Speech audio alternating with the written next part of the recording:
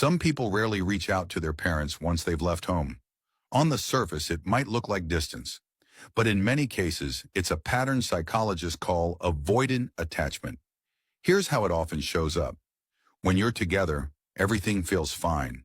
But if you stop making the first move, the connection slowly fades. If your lives don't naturally cross paths, you might drift apart completely. On the outside, this person can fit in anywhere, get along with anyone. But inside, they keep their guard up, making true closeness rare. Why? For many, it traces back to childhood. When they needed love and reassurance, they got criticism, indifference, or silence instead. No one stepped in to defend them or sit with their feelings. So they learned to be their own shelter, strong, independent, self-reliant. Not because they wanted to be, but because they had to be. Over time, survival turned into distance. They crave love but don't fully trust it. They want connection but fear it won't last. They want to be valued but worry about being too much. So if someone shows interest, they might pull away, not out of cruelty, but out of protection. Because in their experience, getting too close means getting hurt.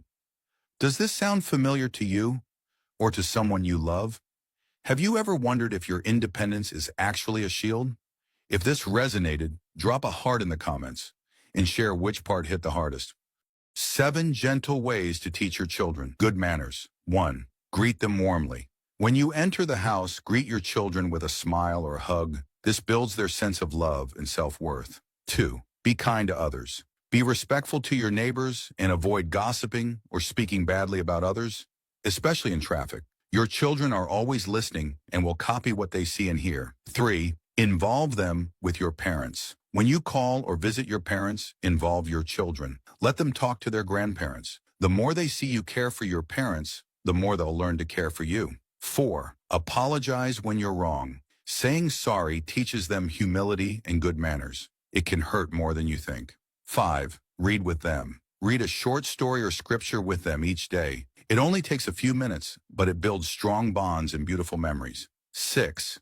Start and end the day with love. Hold them, bless them, and pray with them in the morning. Do the same before bedtime. These moments create lifelong memories. 7. Don't criticize everything. Avoid commenting on every word or action. Let small things go. This helps build their self-confidence.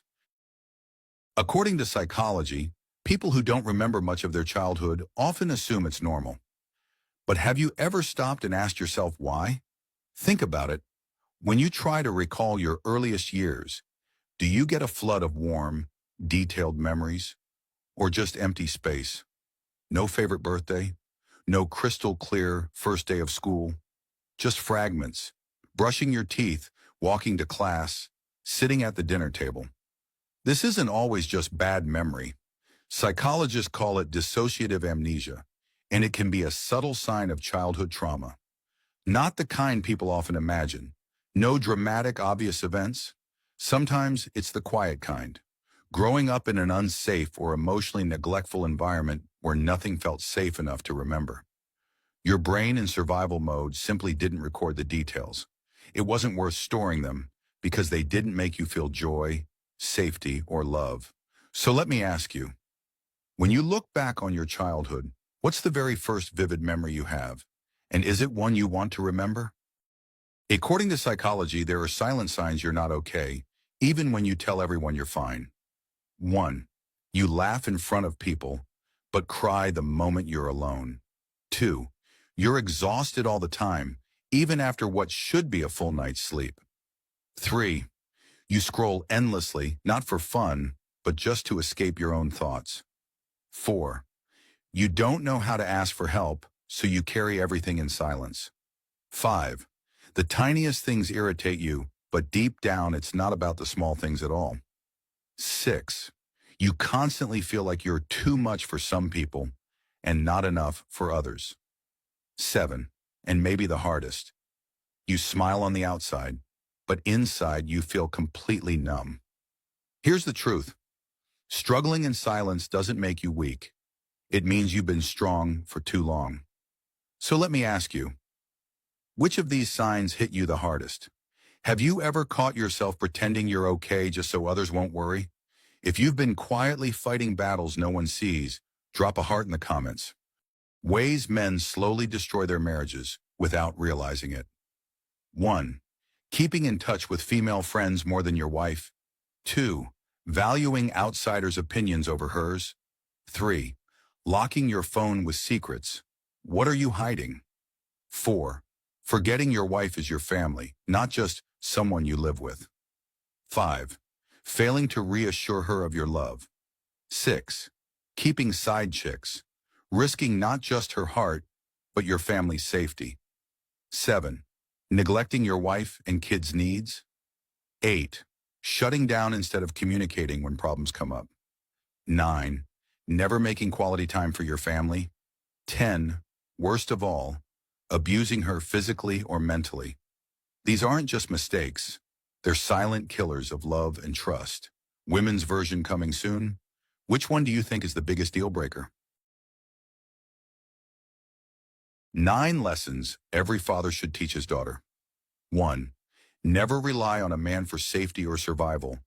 Teach her to earn, protect, and stand on her own, because independence is her real security. 2. If they don't respect you, they don't deserve you. Make sure she knows to walk away the moment she's disrespected, without second chances. 3. Be kind, but never a doormat. Teach her to help others without letting anyone walk over her. Self-respect comes first. 4. Choose a man who matches your peace, not just your passion. Lust fades. Character, consistency, and calm matter more in the long run. 5. What you tolerate is what you'll get. Teach her to set strong boundaries early, because people treat her based on what she allows. 6. Never apologize for being ambitious. Her goals aren't too much. A driven woman is powerful, not intimidating. 7. Teach her that the right people come when she's focused on growth, not seeking validation. 8. Being alone is better than being mistreated. Let her know that peace in solitude is always better than chaos in company. 9. Protect your reputation. Like it's gold. One wrong circle, one careless moment can cost her years. Signs that someone's mental health is getting worse. Sometimes the people who need help the most won't say a word. Mental health struggles don't always look like tears and breakdowns. Often, they hide in plain sight. 1. Sudden tears or the about to cry. Look, emotions boil over without warning. 2. Everything feels hard. Even simple tasks feel like mountains. 3. Irritability, then guilt, lashing out over small things, followed by apologies. 4th, frequent bathroom or pantry breaks, a quiet place or pantry breaks, a quiet place to cry or regroup in secret. 5. Neglected appearance or messy space. Energy and motivation are too low to care. 6. Strained conversations, either hard to engage or stuck in a loop of negativity. 7. Zoned out or unfocused. Thoughts consumed by invisible battles. 8. Constantly on edge. Anxiety makes them hyper-aware, even in safe spaces. Here's the truth. People struggling often hide it out of fear of judgment. That's why awareness matters. So we notice the quiet cries for help. 6 harsh truths that finally made me grow up. Some lessons don't come gently. They hit you in the face and force you to grow. Here are 6 that changed everything for me. 1. You're not tired, you're undisciplined. Staying up scrolling at 2 a.m. isn't rest, it's avoidance. Discipline is the real rest. 2. Nobody's coming to save your future. Not your parents, not your partner, not someday. If you don't act, nothing changes. 3. You won't feel like it. Most days, motivation is a myth. You do it because it's necessary, not because you feel like it. 4. Your dreams mean nothing without action. Potential without execution turns into regret. Do something about it now. 5. You can't outplan fear. No amount of preparation replaces courage. Fear only shrinks when you move toward it. 6. Your habits are louder than your intentions. Who you are is what you do daily, not what you say you want. These truths are uncomfortable, but they're freeing once you face them. Which of these hits you the hardest right now? Have you learned a harsh truth that completely changed your mindset? Comment below. 5 signs of childhood trauma. You might be ignoring. Some wounds don't show on the skin. They hide in how you think, speak, and connect. Growing up in chaos or neglect can turn survival habits into what feels like your personality. 1. Over-apologizing. You say sorry even when you've done nothing wrong, because conflict once meant danger. 2. Not accepting compliments. Praise makes you uncomfortable. Deep down, you don't believe you deserve it. 3. Avoiding asking for help.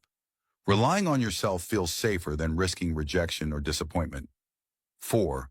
Over-explaining. You give too much detail to prevent misunderstanding or criticism. 5. Hyper-independence. You pride yourself on needing no one, even when you feel exhausted and alone. And beneath it all, you can feel isolated even in a crowded room, carrying a quiet belief that asking for help makes you a burden. These aren't flaws. They're coping mechanisms your younger self built to survive. But survival mode isn't living. Which of these do you recognize in yourself? Have you ever mistaken a trauma response for a personality trait? Drop your thoughts in the comments. Share this with someone who needs to hear it. Well, that's a wrap for today's episode. Hit the like, subscribe for more life awesome moments. See you next time.